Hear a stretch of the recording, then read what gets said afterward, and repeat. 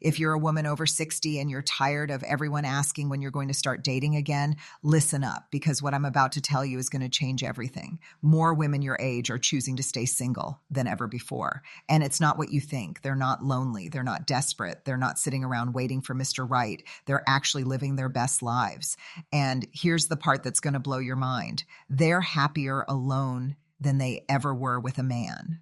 I know that sounds crazy. Your kids probably think you need someone. Your friends keep trying to set you up. Society acts like being single after 60 is some kind of tragedy. But what if I told you that everything you've been told about needing a relationship at this age is completely wrong? What if staying single is actually the smartest choice you could make right now? This isn't about being bitter. This isn't about hating men. This is about being honest about what life is really like when you're over 60 and in a relationship. These are 5 brutal truths that most women figure out too late. Whether you're divorced, widowed, or you've been single for a while, you need to hear this. So if you're ready for some real talk that goes against everything everyone's been telling you, let's get into it. Reason 1, you've already done your time. Taking care of someone. Here's the brutal truth. You've spent your entire adult life taking care of other people. And I mean your entire life. Think about it. In your 20s and 30s, you were probably taking care of kids, changing diapers, packing lunches, running to soccer practice, making sure everyone had clean clothes and did their homework. Your needs came last, always. Then in your 40s and 50s, maybe you were taking care of aging parents, doctor appointments, medicine schedules, making sure they ate, making sure they were safe. All while still working a job and managing your own household. You were exhausted, but you did it anyway because that's what women do. We take care of people. And if you were married, you were taking care of a husband too. His meals, his laundry, his social calendar, his mother's birthday, his bad moods, his health problems. Even if he was a good guy, you were still doing the emotional labor. You were still the one remembering everything, managing everything, keeping everything running smooth. But here's what nobody talks about. When you get into a relationship at 60 plus, guess what happens? You're right back to being a caretaker. And this time it's even harder. Let me paint you a picture. You meet a nice guy. He's 65, maybe 70. He seems healthy. He can take care of himself. Things are good at first, but then reality sets in. He's got high blood pressure. He needs someone to remind him to take his pills. He's got a bad knee. He needs help getting around sometimes. He's got dietary restrictions. Suddenly you're cooking special meals again, planning your day around his doctor appointments again, worrying about his health again. And here's the thing that really gets me. Men at this age, even good men, they expect you to take care of them. They grew up in a time when that's just what women did. So even if they don't say it out loud, they expect you to manage their life, keep track of their medicine, make their appointments, call their kids for them, plan social events, do the emotional work of the relationship. I talked to a woman last month. She's 68. She was dating a guy for 2 years. Nice guy, treated her well, but she said she felt like she'd gone back to being a wife again, making his meals, doing his laundry because she was doing hers anyway, keeping track of his grandkids' birthdays because he could never remember. She said it hit her one day. I worked 40 years for my freedom, and now I'm right back where I started. And the health stuff only gets worse as you get older. Right now, maybe he just needs a little help here and there. But in 5 years, 10 years, you could be dealing with serious health problems, dementia, heart disease, mobility issues, cancer. And guess who's going to be the caregiver? You are, because that's what girlfriends do. That's what women do. Here's what really makes me angry about this. Men die younger than women. That's just a fact. So if you get into a serious relationship now, the odds are good that you're going to spend your 70s taking care of a sick man, and then he's going to die, and you're going to be alone anyway, but now you've lost years of your life being a nurse instead of living. One woman told me her boyfriend had a stroke at 72. She spent the next 6 years taking care of him full time. 6 years. She couldn't travel, couldn't visit her grandkids across the country, couldn't do anything for herself. And when he finally passed away, she was 78 years old. Her health had gotten bad from the stress. She'd missed out on the best years of her retire. E meant taking care of someone else. Again, I'm not saying be heartless. I'm saying be smart. You've already spent decades taking care of people. You've earned the right to take care of yourself now. Don't sign up for round 2 of being someone's caretaker. Reason 2, your money is finally yours. Let's talk about something that makes people uncomfortable. Money. Because here's the reality. At 60 plus, you probably don't have a lot of extra money lying around. You've got your Social Security, maybe a pension if you're lucky, maybe some retirement savings if you were able to save. And that money needs to last you for the rest of your life.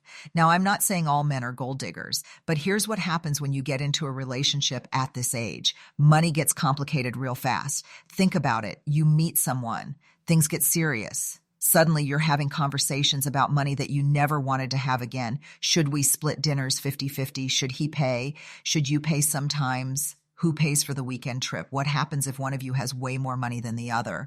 And it gets way more complicated than just who pays for dinner. What if he's got money problems? What if he didn't save for retirement like he should have? What if he's got debt? What if his ex-wife gets most of his Social Security? Suddenly you're wondering, is he going to expect me to help him out?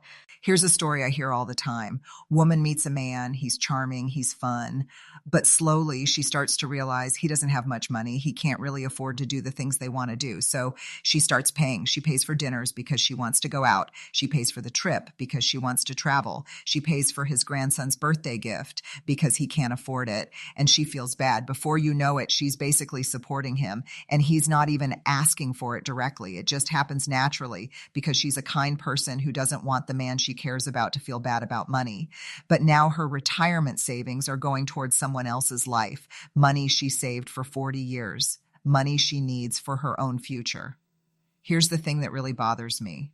Women your age, you didn't have the same opportunities to make money that men did. A lot of you took time off work to raise kids. A lot of you made less money than men doing the same job. A lot of you lost money in divorces. You don't have money to waste, and you definitely don't have money to support someone else.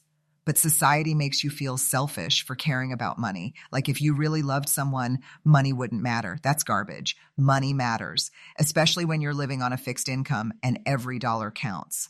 After 60 years of life, your money should be yours to spend however you want, whether that's on your grandkids, on travel, on hobbies, or on nothing at all. You shouldn't have to justify it. You shouldn't have to share it. You shouldn't have to worry about it. Protect your money. It's your security blanket for the rest of your life. Reason 3, you finally get to live in your own space, your own way. You know what you've never had? A home that's completely yours, set up exactly how you want it, with nobody complaining about how you do things. Think about your whole life. When you were young and living with your parents, you lived by their rules. Then you got married or had roommates, and you had to compromise on everything. Where the couch goes, what temperature to keep the house, what to have for dinner, how clean things needed to be. You couldn't just do things your way. You had to consider someone else. Then maybe you had kids, and your house wasn't yours at all anymore. It was covered in toys. There were kid handprints on every wall. You couldn't have nice things because they'd get broken. Your whole house was designed around what was safe and practical for kids. But now you finally get to have things exactly how you want them. Your house is clean the way you want it clean. Your furniture is arranged exactly how you like it. The temperature is set to what makes you comfortable. You eat dinner when you want to eat dinner. You watch what you want to watch on TV. Nobody's messing with your stuff. Nobody's complaining that you have too many decorative pillows or that your house is too cold or that you need to throw away that chair you love. But here's what happens when you get a boyfriend at this age. Suddenly your space isn't yours anymore. He's got opinions about how you do things. He doesn't like that you keep your house so cold. He thinks you have too much clutter. He wants to watch the game when you want to watch your show. He leaves his stuff everywhere. His toiletries take over your bathroom. His clothes end up in your closet. Your whole system gets disrupted. Let me tell you about my friend Barbara. She's 66. She was single for 5 years after her divorce. She loved it. Her house was decorated exactly how she wanted. Everything had a place. It was peaceful. Then she met Tom. Nice guy. They dated for a year. He started staying over more and more. Then he basically moved in. Within 6 months, Barbara's house wasn't hers anymore. Tom's recliner was in her living room. His tools were in her garage. His stuff was everywhere. And he had opinions about everything. He thought she washed dishes weird. He didn't like how she folded towels. He wanted her to buy different groceries. She told me she felt like a stranger in her own home. They broke up after 2 years. You know what Barbara said? She said the day he moved out was the happiest day she'd had in years. She got her house back, her peace back, her life back. And it's not just about the physical space. It's about living on your schedule. When you're single, you can wake up whenever you want. You can eat breakfast at noon if you feel like it. You can stay up late reading. You can spend the whole weekend in your pajamas. You can do whatever you want, whenever you want, and nobody's judging you for it.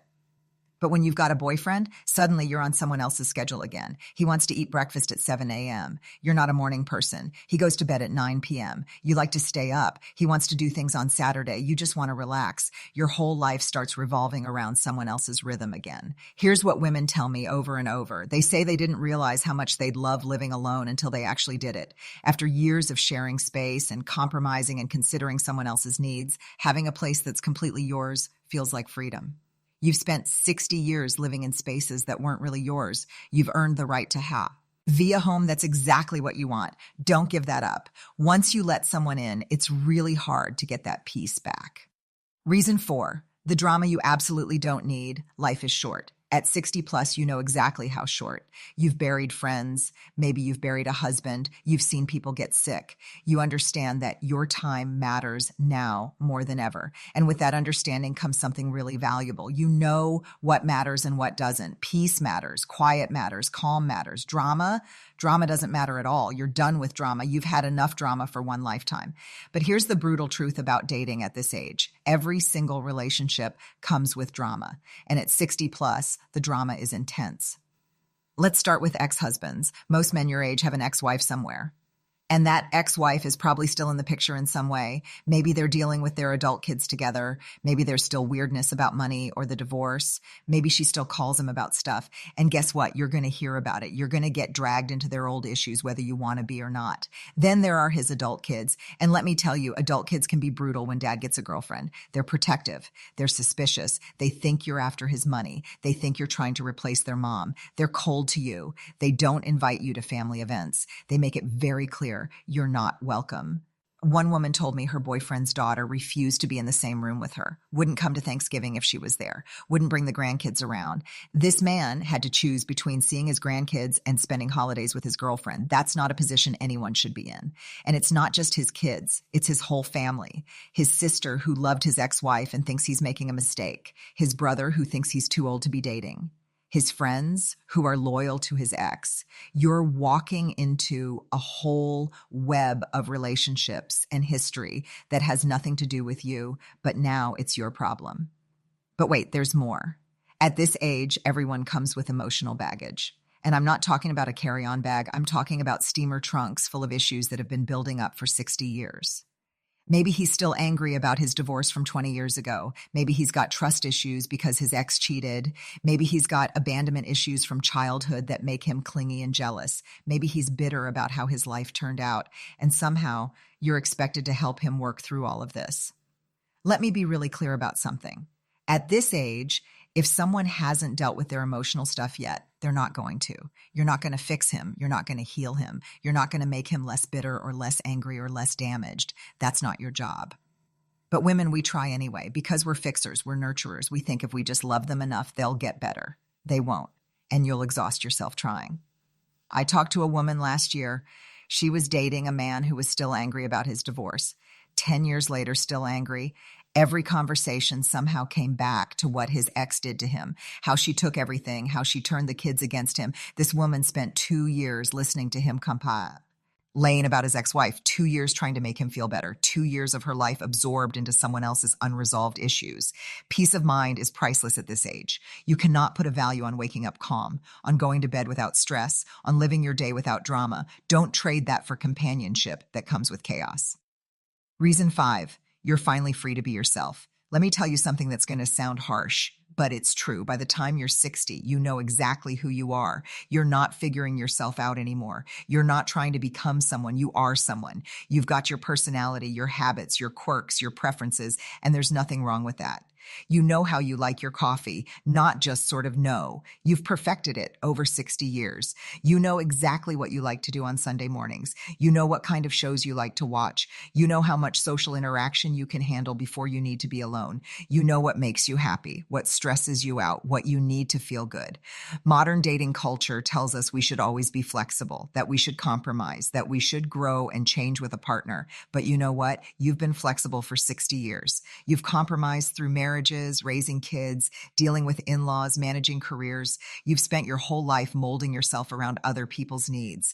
You've earned the right to just be yourself now, without apologizing, without explaining, without changing.